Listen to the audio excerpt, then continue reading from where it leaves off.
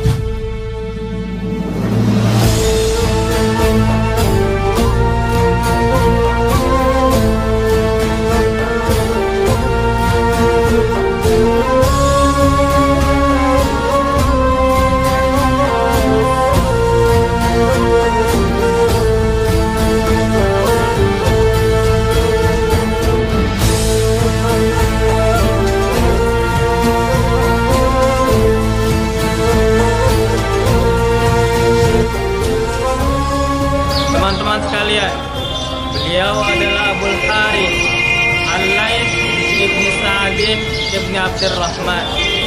Beliau lahir pada tahun 94 Hijrah di daerah Qalyubiyah, Mesir, yang mana jaraknya sekitar 50 km daripada Kairo. Beliau adalah seorang faqih, seorang alim, dan seorang ahli hadis. Beliau faqih sebagaimana perkataan Imam Syafi'i, Al-Malik Al-Laits afqah min al-Malik, lakin ashabuhu lam yaqumu bih. Imam Laits lebih faqih daripada Imam Malik, akan tapi para muridnya yang tidak meneruskan memperjuangkan mazhab beliau, sehingga sekarang kita tidak lagi mendengar nama mazhab Al-Laitsiyah. Beliau juga dikenal sebagai perawi hadis yang thiqatun thiqah. Bagaimana tidak? Beliau merupakan syekh dari syekhnya Imam Bukhari dan juga Imam Muslim. Diriwayatkan ada salah seorang yang pernah bertanya kepada Imam Laits, "Wahai Imam, kenapa engkau tidak menuliskan suatu kitab agar ilmumu bisa berkah, agar engkau dapat dikenang sampai akhir hayatmu?" Maka sang imam pun menjawab, "Jikalau aku ingin menuliskan apa yang ada dalam sadarku, dalam sutur, dalam lembaran-lembaran kertas, niscaya satu isi bahtera pun tidak akan sanggup memikulnya."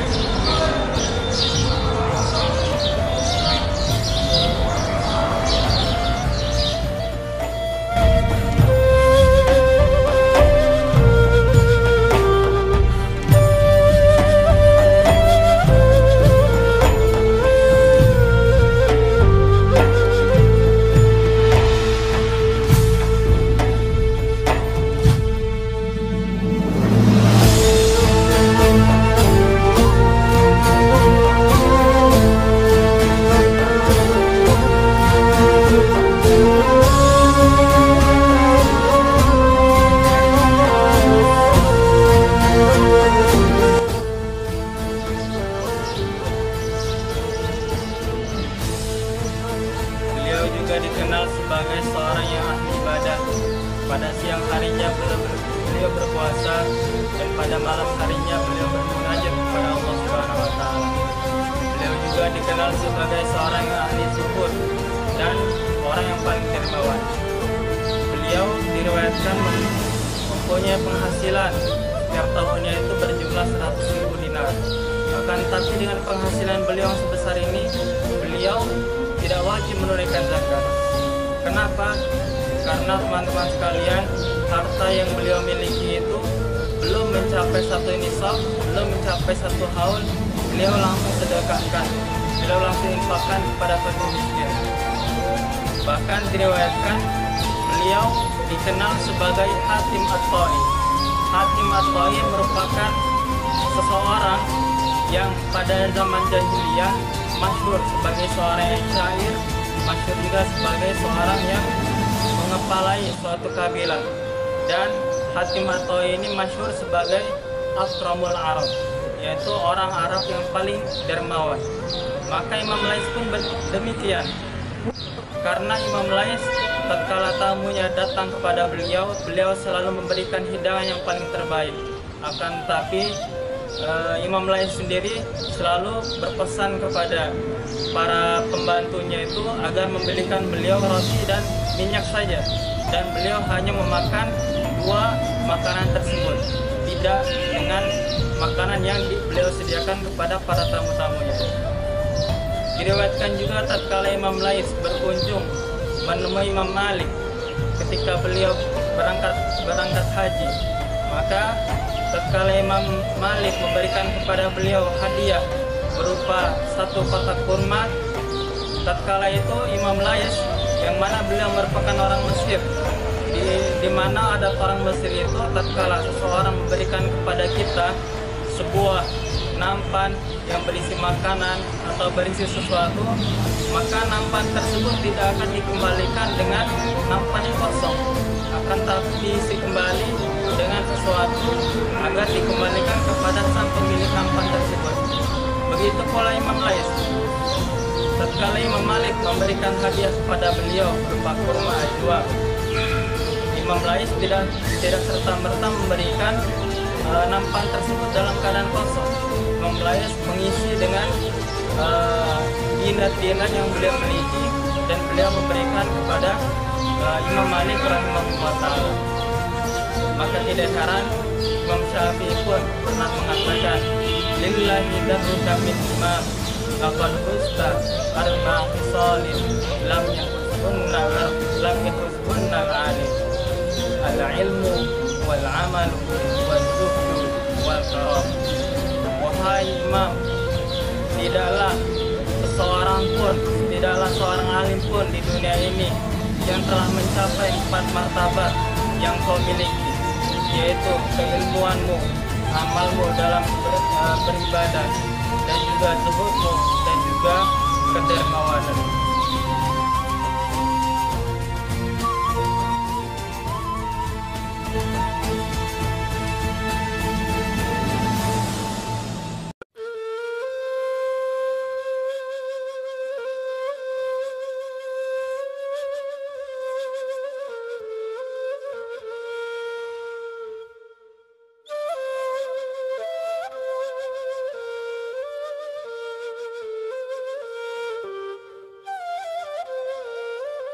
Teman-teman sekalian, sekarang kita akan memasuki dalam masjid dan di dalam sanalah ada makam Imam Laith, sekaligus kita berziarah kepada beliau.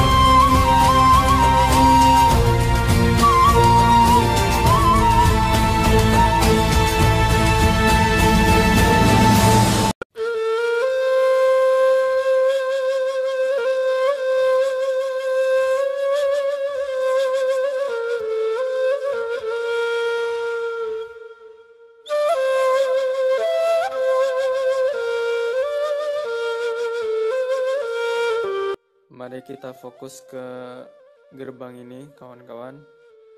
Jadi dari gerbang ini kita bisa masuk ke makamnya Imam Lais, pintu masuk makamnya Imam Lais. Nanti teman-teman lihat di sebelah kanan adalah makam Imam Lais, dan sebelah kiri adalah makam anak beliau, Imam Syuaib ibn Lais, yang mana juga terkenal sebagai perawi hadis.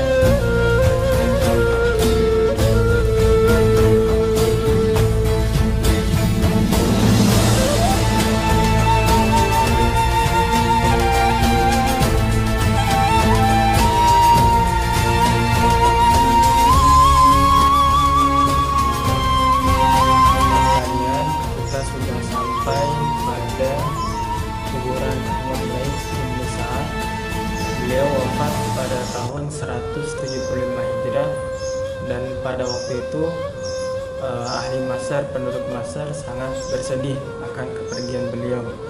Dan tentu saja pada awal mulanya kuburan Imam Lais ini seperti kuburan pada umumnya, yaitu hanya gundukan tanah, kan tapi salah seorang tajir orang Mesir pada waktu itu kemudian membangun makam untuk beliau, dan kemudian direnovasi oleh daulah-daulah di Mesir yang berkuasa pada waktu itu.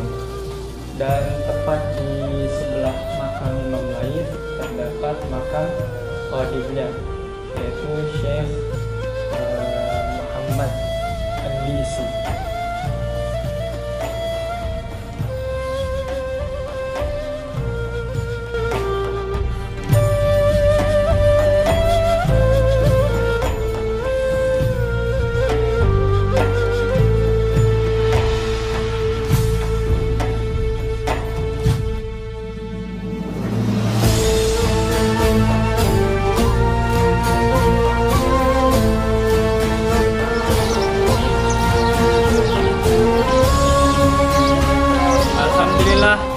Teman-teman sekalian, kita telah sampai kepada makam dari salah satu guru Imam Syafi'i, yaitu Imam Waqi' rahimahullah ta'ala.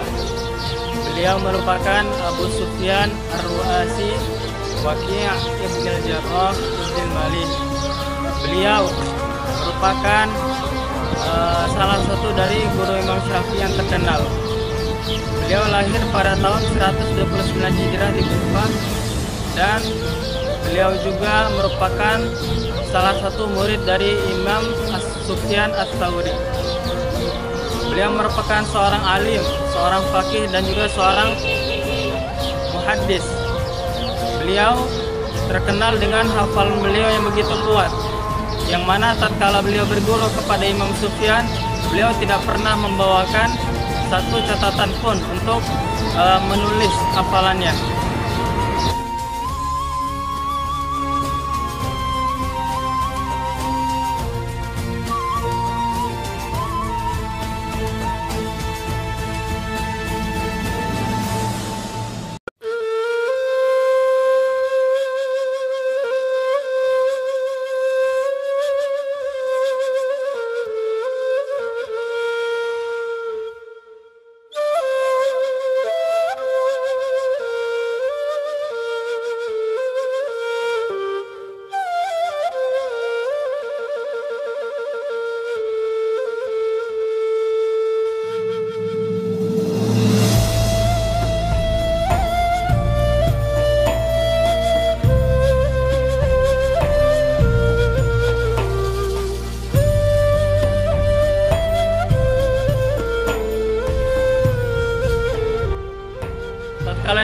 kepada beliau, "Bagaimana caranya engkau bisa mendapatkan hafalan yang begitu kuat, wahai Imam?" Maka sang imam pun menjawab, "Tarkul ma'asi," yaitu dengan meninggalkan maksiat. "Ma jarrabtu mithlahu illa bihaza." Aku tidak pernah mencoba metode yang lain untuk menguatkan hafalan kecuali dengan meninggalkan maksiat. Hal tersebut senada dengan nasihat yang beliau berikan kepada Imam Syafi'i.